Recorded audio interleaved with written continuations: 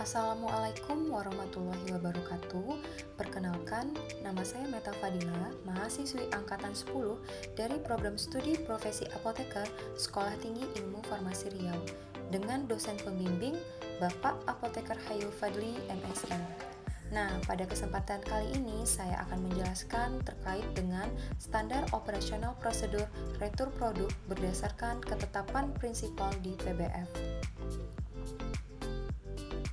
Apa itu retur produk?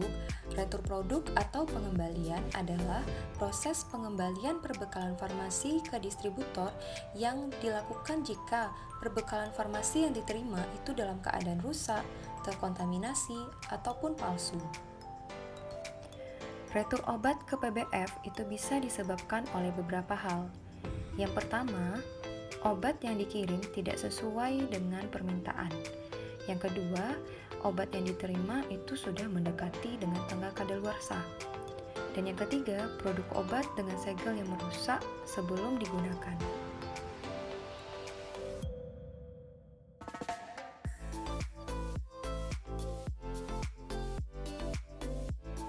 Terdapat ada dua jenis retur yang dapat diterima oleh PBF, yaitu ada retur ED dan retur good.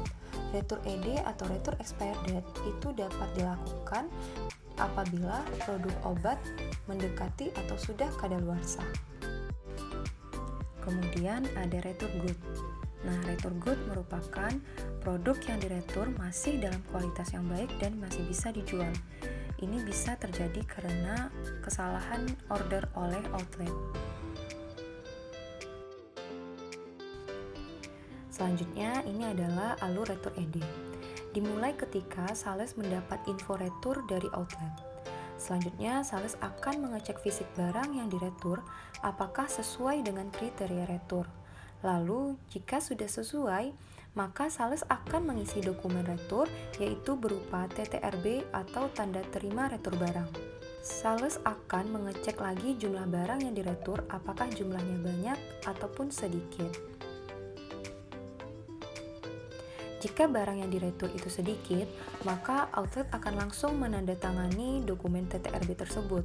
Lalu, barang dan dokumen dibawa ke kantor dan diserahkan ke gudang dengan petugas retur. Petugas retur akan mengecek kesesuaian dokumen dengan fisik dan kriteria retur.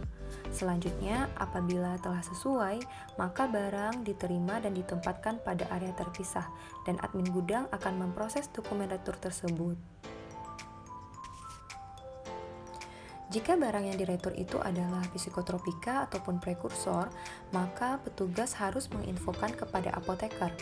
Barang akan dicek bersama dan bila sudah sesuai, barang tersebut akan disimpan pada area khusus dan terkunci serta terpisah dari produk yang lain. Jika barang yang diretur banyak, maka sales tidak bisa langsung membawa barang tersebut. Sales akan meminta bantuan tim transportasi untuk mengambil barang yang akan diretur ke outlet. Selanjutnya, dokumen TTRB yang sudah dibuat oleh sales akan diserahkan ke tim transportasi sebagai acuan oleh driver untuk mengambil barang retur. Lalu, driver akan menyerahkan barang retur ke gudang dan akan dicek oleh petugas gudang. Selanjutnya, petugas retur akan mengecek kesesuaian dokumen dengan fisik dan kriteria retur. Jika telah sesuai, maka barang diterima dan ditempatkan ke area yang terpisah. Lalu, admin gudang akan memproses dokumen retur tersebut.